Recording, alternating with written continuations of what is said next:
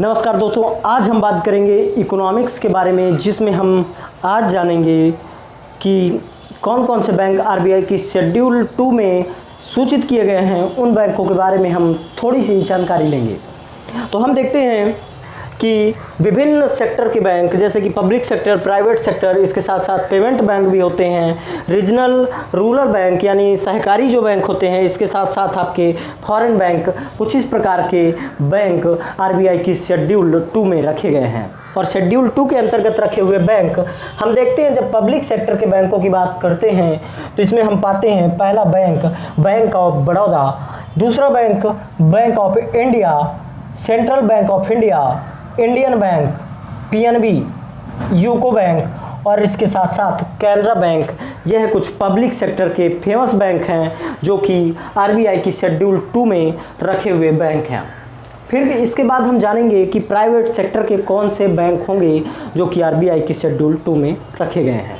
तो उसमें से ICICI bank, HDFC bank, IDFC bank, IDBI bank, axis bank, federal bank और बंधन बैंक कुछ इस प्रकार के बैंक हैं जो कि सूची में रखे गए हैं।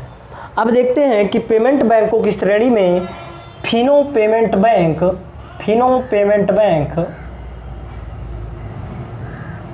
और इसके साथ साथ इंडिया पोस्ट पेमेंट बैंक, ये दोनों ही पेमेंट बैंक की श्रेणी में रखे गए हैं।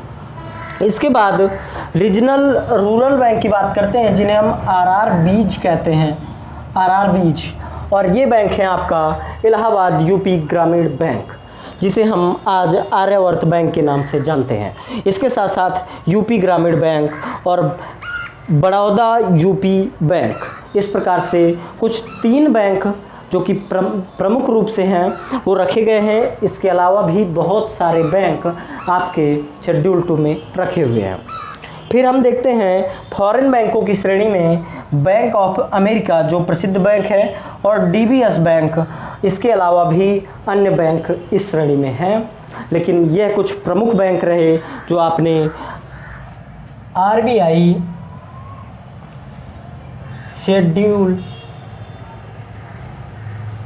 2 में रखे हुए बैंक हो जाते हैं।